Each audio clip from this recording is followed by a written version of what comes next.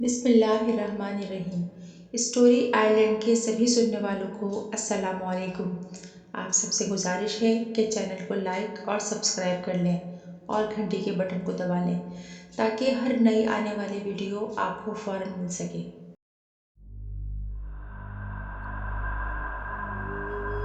ये वाक़या मेरी अम्मी ने हमारी नानी से सुना है। मेरे नाना हज़रत जनाब वहीदुल्लाह बहुत अल्लाह वाले थे। कई लोगों के आसिफ का इलाज सूरह मुज़म्मिल पढ़कर करते थे। ऐसे ही नानी भी निहायत इबादत गुजार और परहेज़गार थीं। हमारे नाना की शोहरत आसपास के इलाकों में भी थी। नाना के पड़ोस में गोपाल नामी हिंदू रहता था। एक दिन वो नाना के पास आया। नाना उससे बहुत अच्छी तरह मिले। आने का मकसद पूछा। उसने बताया कि उसे कहीं से पता चला है कि नाना के घर के पिछले हिस्से में खजाना दफन है। अगर नाना उसका साथ दें तो वो दोनों करोड़पति बन सकते हैं। नाना ये सुनकर गुस्से से उठ खड़े हुए और उसे ये कहते हुए घर से निकाल दिया कि अल्लाह का दिया हमारे पास सब कुछ है। ऐसे खजानों पर जिन्नों का कब्जा होता है, हमें इससे कोई सरोकार नहीं। गोपाल मायूस होकर वापस चला गया। नाना ने उससे बातचीत भी छोड़ दी। कुछ अरसे बाद एक दिन मगरिब के बाद नाना खाना खा रहे थे कि गोपाल रोता धोता दरवाजे पर आया और नाना के कदमों में गिरकर रोने लगा। नाना नानी हैरान थे। तब गोपाल ने रोते रोते कहा कि उसे ख्वाब आया है कि उसे मुसलमान हो जाना चाहिए। नाना ने उसे गले लगाकर खुशी का इजहार किया और कहा, यह तो बहुत अच्छी बात है। खाना छोड़कर नाना उसी वक्त गोपाल को मस्जिद के इमाम के पास ले गए और कलमा पढ़ाया। नाना बहुत खुश थे कि एक हिंदू मुसलमान हो गया। गोपाल की बीवी बेटी भी मुसलमान हो गए थे। नाना नानी ने उनको तहफ़्फ़ुज़ भी दिए। असल में गोपाल ने मुसलमान होने का ढोंग रचाया था। उसके दिल में खजाने की हवस थी। उसे किसी हिंदू पंडित ने बताया था कि किसी मुसलमान के खून की बलि दो तो खजाना तुम्हें मिल सकता है, और अगर मुसलमान कमसिन बच्चा हो तो और अच्छा है। तब गोपाल के दिल में शैतानी मंसूबा आया कि मेरे मामू की बलि दी जा सके। उसने मुसलमान होने का ढोंग रचाया ताकि नाना का एतमाद हासिल करके मामू की बलि दे सके। मामू 4 साल के खूबसूरत और सेहतमंद बच्चे थे। अक्सर उनको गोपाल की बेटी अपने घर ले जाती। नानी भी एतराज़ न करती क्योंकि वो अब मुसलमान हो चुके थे। एक रोज़ मामू दोपहर से ही गोपाल के घर में थे। शाम हो गई थी। नाना वापस आए तो मामू का पूछने पर नानी ने बताया कि मामू गोपाल के घर में हैं।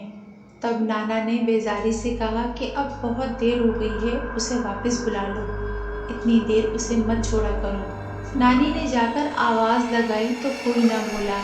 थोड़ी देर बाद नाना नानी परेशान होकर बाहर निकले तो वहाँ ताला लगा देखा। पड़ोसियों से पता चला कि गोपाल तो गांव चला गया है। नानी तो बेहोश हो गई। नाना उठे, वज़ू करके नमाज पढ़कर आंखें बंद करके कुछ पढ़ते रहे। उनका चेहरा टिमटिमाने लगा। चेहरे पर परेशानी आ गई। झटके से आंखें खोलकर उजलत में मैं अभी आया कहकर बाहर निकल गए। उनका रुख कुछ दूर कब्रिस्तान की जानिब था। काफ़ी अंधेरी और डरावनी रात थी। कब्रों के साथ बरगद का एक बूढ़ा दरख्त खड़ा था। वहाँ नाना ने दरख्त के पास मामू को खड़े देखा। उनका सर मुंडा हुआ और जिस्म पर पीला लंबा सा चोगा पहना हुआ था और हाथ में एक रस्सी थामे बड़े इत्मीनान से खड़े थे, बगैर किसी डर के। रस्सी उनके हाथ से होती हुई शिकस्त सी दीवार के पीछे चली गई थी, जिसे दूसरी जानिब से भी कोई थामे हुए था। नाना सब समझ गए। सन्नाटे में सिर्फ गोपाल की हल्की हल्की आवाज़ मंतर पढ़ते हुए गूंज रही थी।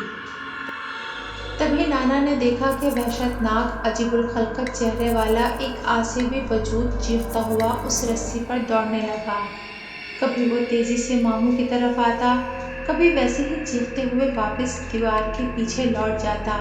उसकी आवाज़ में जुनून था, जैसे वो बहुत भूखा हो।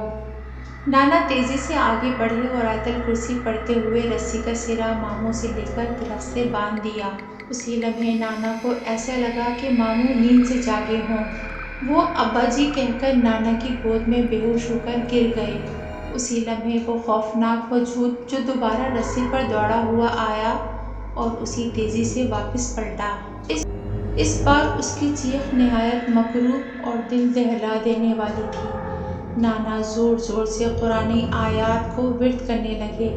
تبھی ایک زوردار تماچے کی آواز سے قبریں تک ہل گئیں۔ ایک ہیبت ناک قہقہا گونجا اور سناٹا چھا گیا۔ نانا کو گھر لوٹنے کا خود بھی یاد نہیں۔ دوسری صبح قبرستان سے گوپال کی سفید گٹھے کی مانند لاش ملی، جیسے اس کا ایک ایک قطرہ خون نچوڑ لیا گیا ہو۔ لاش کے منہ پر کسی غیر انسانی ہاتھ کا بھرپور تماچا مارا گیا تھا۔ وہ نانا کی بروقت پہنچنے اور قرآنی آیت کی برکت سے پڑا، ورنہ وہ تھپڑ ماموں کے معصوم گالوں پر پڑنے والا تھا۔